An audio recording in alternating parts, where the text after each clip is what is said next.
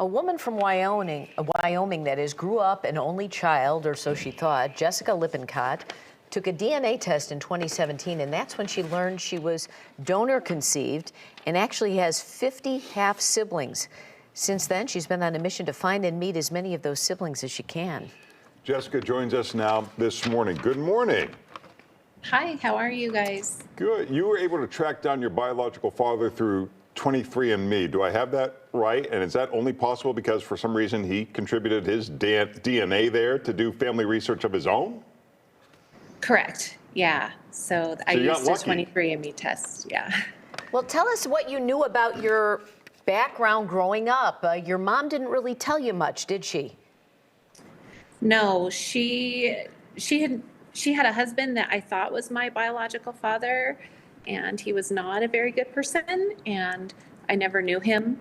And so I just always thought that he was my father. And right before she passed away, she admitted that she had used a sperm donor at a fertility clinic. And so then I started wondering if she was right or wrong. And when you met your biological father, what was that like?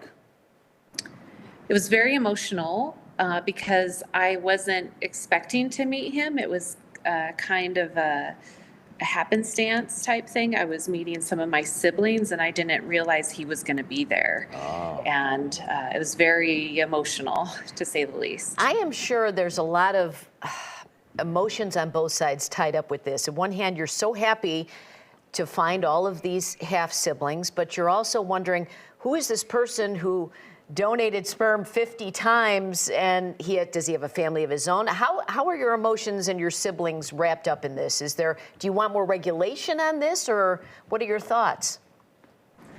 I think my biggest wish was that I would have been told earlier, because I felt like something was wrong with me growing up. I didn't fit in with a lot of other people. The interests I had weren't like my classmates and things like that. And so after finding all of my siblings and my father, we all have a science background. Everything kind of made sense. And so if I had known sooner, I think I would have, I guess, realized that I wasn't a weirdo. You know? Wow, Yeah. I'm looking at these pictures. I'm assuming these are some of your half siblings. There's so much similarity. Yeah. That had to be amazing. Yeah. How do you manage 50 new half siblings? I mean, you may not like all of them, and is it hard to have a relationship with 50 new family members? It's when people are open to being part of our group, like our sibling group, it seems like we're all very similar. So we all kind of have the same personality. Wow. There are some of the siblings who have chosen not to contact us, which is totally fine. Sure. But yeah, it's been a great thing for me. What are your thoughts on regulation about sperm donation, and if you should be limited to the amount of times to limit this situation from happening again? Yes, in the United States, there is no federal regulation on how many times somebody can donate at a clinic. And they can donate 100 times to one clinic if they are allowed, and then go to another clinic and keep donating. And I do believe there needs to be definitely regulation on that, because some of my siblings have gone to school together, and there is a potential of, dating and things like that could possibly happen.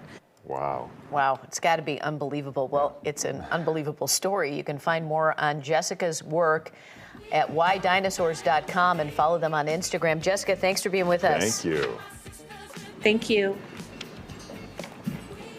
Boy, I thought my family was complicated. Yeah, This is right? Yeah. Something else there. That's amazing.